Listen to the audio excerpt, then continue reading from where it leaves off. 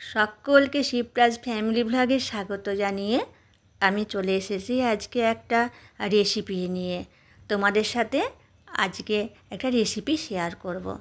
আর তার জন্য নিয়ে নিয়েছি দেখো কাঁঠাল। এটা অনেকে কাঁঠাল বলে, আবার অনেক জায়গায় এঁচোড় বলে। তা আমি এঁচোড়কে কেটে একদম পিস পিস করে নিয়েছি। দেখো এইভাবে ধুয়ে রেডি করে নিয়ে চলে এসেছি। আর সঙ্গে আছে এঁচোড় মুসুরির ডাল। তা আমরা তো অনেকভাবেই এঁচোড় রান্না করি। আমি যেভাবে রান্না করব একবার তোমরা দেখো এবং রান্না করেও দেখো। অসাধারণ হয়, খুব সুন্দর টেস্টি। বাড়ির প্রত্যেকে খেয়ে খুব সুনাম করবে এবং বারবার খেতেও চাইবে।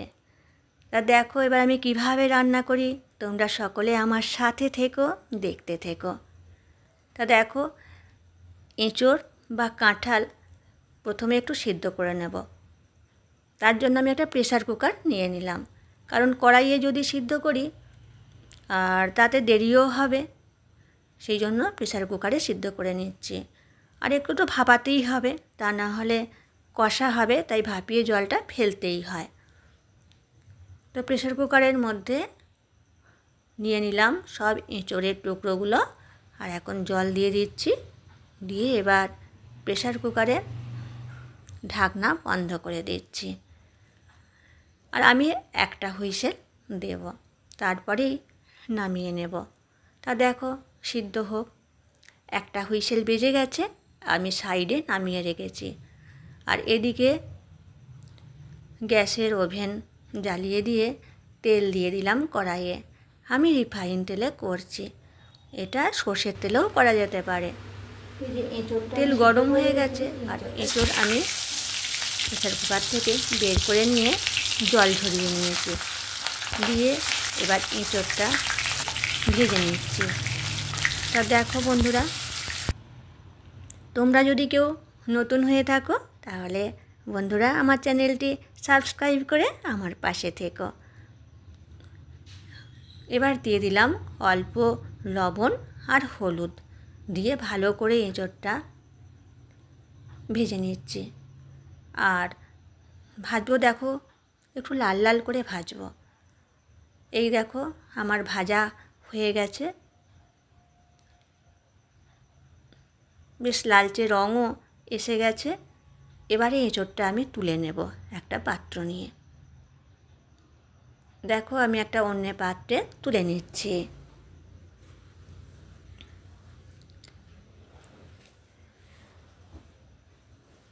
এরপর যে আলুটা আমি কেটে রেখেছি, এবার আলুটা ভেজে নিচ্ছি।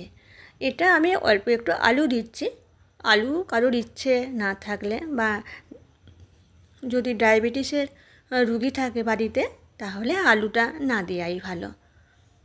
আলু না দিলেও ভালো লাগবে। দিয়ে দিচ্ছি হলুদ আর লবণ।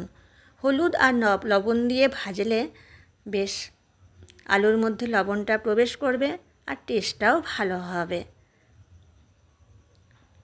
হয়ে গেছে আমার ভাজা, অল্প লাল লাল করে ভেজে নিলাম। এবার দেখো বন্ধুরা, কড়াইয়ে আরও একটু তেল দিয়ে দিলাম। দিয়ে এটা এলাচটা আমি থেঁতো করে নিয়েছি, 2টো এলাচ, শুকনো লঙ্কা আর তেজপাতা দিয়ে দিলাম। এবার দিয়ে দিচ্ছি পেঁয়াজ। এটা কেউ নিরামিষও করতে পারে, সেক্ষেত্রে পেঁয়াজ রসুন এগুলো বাদ দিলেও চলবে। তা আমি পেঁয়াজ দিয়ে দিলাম, এদিকে পেঁয়াজটা ভাজা হতে থাক। আর এখন ডালটা নিয়ে নিলাম। এবার ডালটা ভালো করে আমি ধুয়ে নেব। তা দেখো ডালের মধ্যে এক ধরনের পাউডার থাকে, তাই ডালটা ভালো করে অনেকবার জল পাল্টে পাল্টে ধুয়ে নিতে হবে। দেখেছো কতটা সাদা? তাই এভাবে আমি অনেকবার জল পাল্টে পাল্টে ধুয়ে নিচ্ছি। আচ্ছা, এবারে মুসুরির ডালটা ধুয়ে একটা ছাঁকনির মধ্যে রেখে দিয়েছি, তাতে জলটাও ঝরে যাবে আর এদিকে আমি পেঁয়াজটাও ভাজা করছি। এখন দিয়ে দিলাম 1 চামচ রসুন বাটা।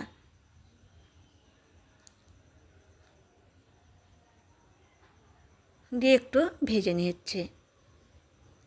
এবার আমি এক এক করে মশলাগুলো দিয়ে নেব।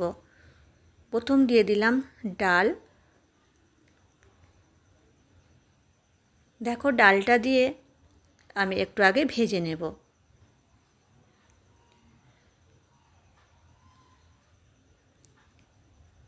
তা দেখো বন্ধুরা, এবার দিয়ে দিচ্ছি আদা বাটা। আর আদার সঙ্গে কাঁচা লঙ্কা আমার বাটা আছে একসাথে। দিয়ে দিলাম হলুদ গুঁড়ো, জিরের গুঁড়ো আর অল্প কাশ্মীরি মরিচ গুঁড়ো কালারের জন্য। দিয়ে এবার সবগুলোকে একসঙ্গে একটু অল্প জল দিলাম, দিয়ে এবার কষিয়ে নিচ্ছি। জলটা দিলাম তাতে মশলাটা ভালো মিক্সড হবে বলে। দেখো অনেকটা বেশ সুন্দর সেন্টটা আসছে, আর একটু ভাজাও হয়ে গেছে। মুসুরির ডালেরও খুব সুন্দর সেন্টটা আসছে। এখন দিয়ে দিচ্ছি ভেজে রাখা এঁচোড় আর আলু। এবার এঁচোড় আর আলু দিয়ে ভালো করে সবটা কষিয়ে নিচ্ছি।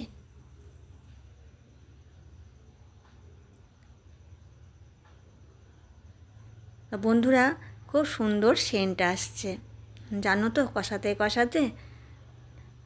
আর এখন দিয়ে দিলাম ঝালের জন্য একটু লাল লঙ্কার গুঁড়ো।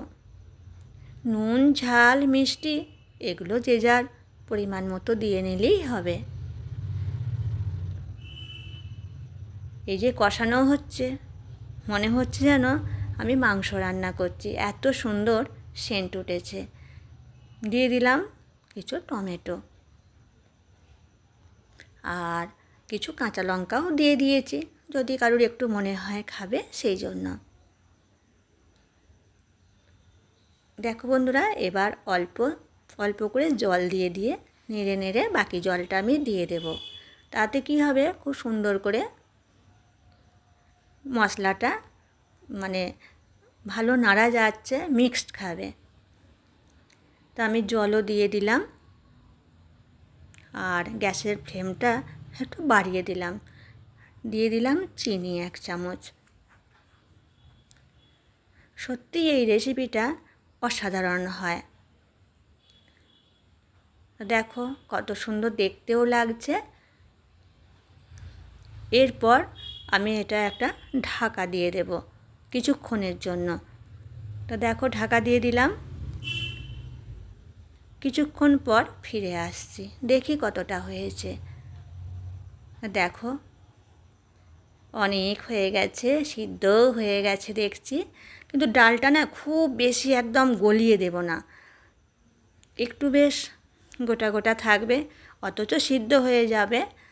আর এঁচোড়ও তাই, আলুও তাই, সেভাবেই করছি। এই দেখো হয়ে গেছে আমার রান্নাটা। এখনও দেব কিছু জিনিস। দেখো আলুটা তোমাদেরকে দেখিয়ে দিলাম, একদম সিদ্ধ হয়ে গেছে। দেখেছো, প্রতি সময় আমরা যদি এঁচোড়ের তরকারি না করে এইভাবে একটু বানিয়ে নিই, খুব ভালো লাগবে। দিয়ে দিলাম গরম মশলা গুঁড়ো আর গাওয়া ঘি, দিয়ে 1 মিনিটের জন্য ঢাকা দিয়ে রেখে দিচ্ছি।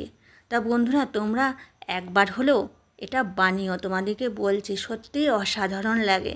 এটা ভাতের সাথে, রুটির সাথে, পরোটা, লুচি সবের সাথে চলে। দেখো আমার রান্না একদম কমপ্লিট হয়ে গেছে, আর আমি গ্যাসের ফ্লেম অফ করে দিয়েছি। তা বন্ধুরা, তোমাদের কেমন লাগলো আমাকে অবশ্যই কমেন্ট করে জানিও। আর ভালো লাগলে আমার চ্যানেলটি like, comment, share and subscribe করে আমার পাশে থেকো। পাশে থাকা বেল বাটনটি অন করে রেখো, তাহলে যখন ভিডিও দেব তোমাদের কাছে সর্বপ্রথম নোটিফিকেশান পৌঁছে যাবে। আর তোমাদের কাছে আমার কিন্তু বলা রইল, এই রেসিপিটা একবার হলেও বানিও, খুব সুন্দর লাগবে। এবার আমি পরিবেশন করে দেখাচ্ছি বন্ধুরা। তা দেখো, এই দেখ তো কেমন হয়েছে, আমাকে দেখে বল।